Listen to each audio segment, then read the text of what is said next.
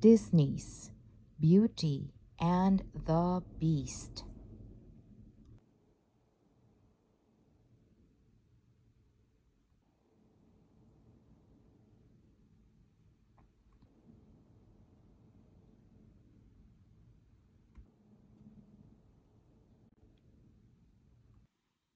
Chapter 1.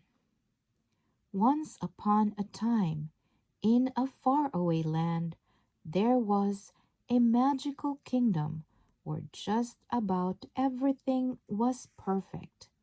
The land was green, the people were happy, the castle was majestic. The young prince, however, was another story. He had grown up with everything he desired, yet his heart remained cold. He was selfish, spoiled, and unkind. Yet because he was the prince, no one dared say no to him. No one dared try to teach him a lesson, until one bitterly cold, raw winter night. On that night, an old beggar woman came to the castle, shivering and weak. The servants led her to the prince. She bowed to him, taking a red rose from her basket. "Kind sir," she said, "would you grant me shelter from the cold? I regret I have no money, but I can offer you this small, perfect rose as a token of my gratitude." The servants had taken pity on the poor woman, but the prince saw only her filth and ugliness. "Begone, you foul beggar," he said, "and look not at my mirrors on the way out, lest they crack in horror." "My lord," the woman said, "do not be fooled by my outward appearance, for beauty is found within all things." "I see," replied the prince. "Then find beauty within someone else's house." He turned to his servants. "Take this old bag of bones away, I say." But before the servants could touch her, she began to glow with a powerful light. As they looked on in awe, the old woman was transformed into a beautiful enchantress. The prince shook with fright. In the eyes of this enchantress, he could see an anger that was terrifying. "Please forgive me," he cried, dropping to his knees. I I didn't know."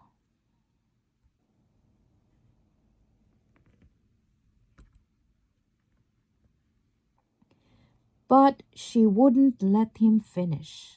"I have seen that there is no love in your heart," she said. "That makes you no better than a beast, and so you shall become a beast." "No," the prince protested. "Please." The enchantress raised her hands high. Slowly the boy changed. Dark hair sprouted on his face and hands. Claws grew from his fingertips.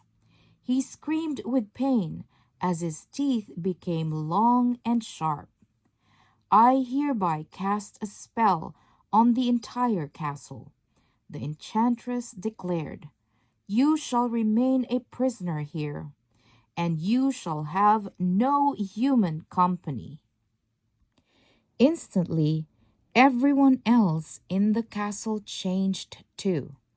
The head of the household, Cogsworth, became a mantel clock. The maitre d' Lumiere became a candelabra. The cook, Mrs. Potts, became a teapot. Others became furniture, china, even silverware, until not one human being was left. The enchantress then held up the rose. "This rose will bloom until your 21st birthday, and then it will wither and die. You have until then to break the spell. If you don't, you will be doomed to remain a beast forever." "But how can I break the spell?"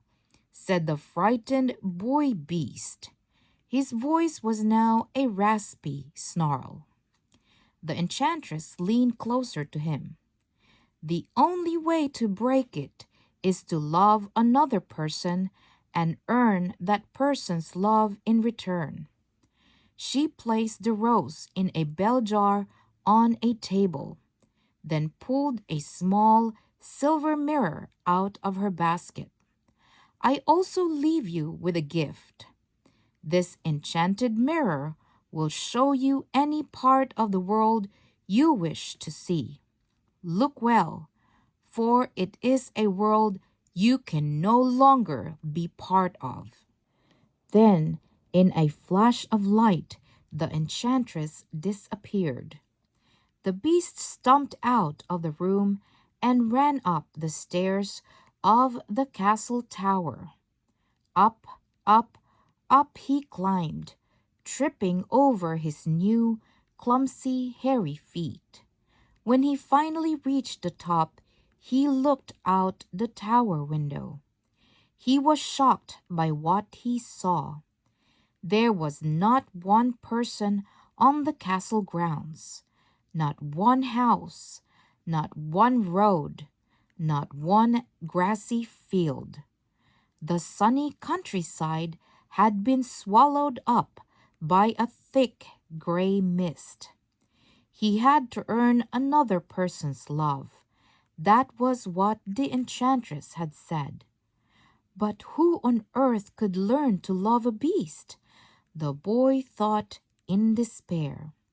He reared his head back and howled.